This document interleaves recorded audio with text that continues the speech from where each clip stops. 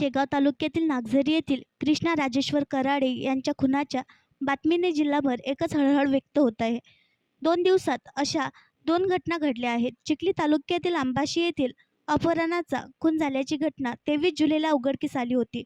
दरम्यान नागझरी येथील 14 वर्षीय कृष्णाचे 23 जुलै रोजी अपहरण झाले होते.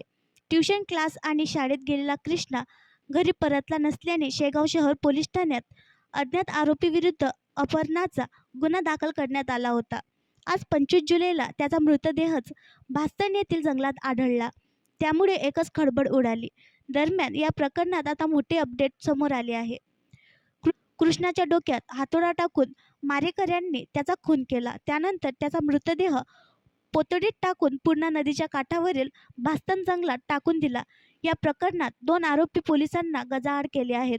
रुपेश वारोकार वय 22 वर्ष राहणार नागझरी तालुका शेगाव आणि पृथ्वीराज मोरे वय 21 वर्ष अशी आरोपींची नावे आहेत. 23 जुलै रोजी सकाळी 7:50 कृष्णाला एक संशयित मोटारसायकल वरून घेऊन जात असल्याचे CCTV फुटेज पोलिसांना प्राप्त झाले होते. त्यावरून पोलिसांनी संशयित रुपेश वारोकर याला आधी ताब्यात घेतले. आधी उडवाउडवीची उत्तरे देणाऱ्या रुपेशने पोलिसी हिसका दिसताच कृष्णाचा खून केल्याची कबुली दिली. त्याने या प्रकरणात साथीदार पृथ्वीराज मोरे याची मदत असल्याचे सांगितले. त्यामुळे पोलिसांनी त्याला देखील ताब्यात घेतले. घटनेची माहिती मिळताच SP सुनील कडासने, अप्पर पोलीस अधीक्षक अशोक थोरात यांच्यासह शेगाव शहर पोलिसांनी घटनास्थळी धाव घेतली होती. घटनास्थळावरून पोलिसांनी खुनात वापरलेला हातोडा जप्त केला आहे. कृष्णांच्या वडिलांकडून खंडणी मागायची होती.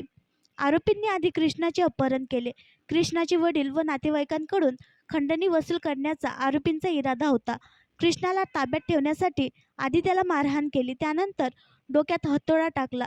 या डोक्याला गंभीर दुखापत झाल्याने कृष्णाचा मृत्यू झाला. त्यामुळे आरोपींनी पुढचा इरादा सोडून कृष्णाचा मृतदेह जंगलात फेकून दिला, अशी माहिती पोलीस सूत्रांनी दिली.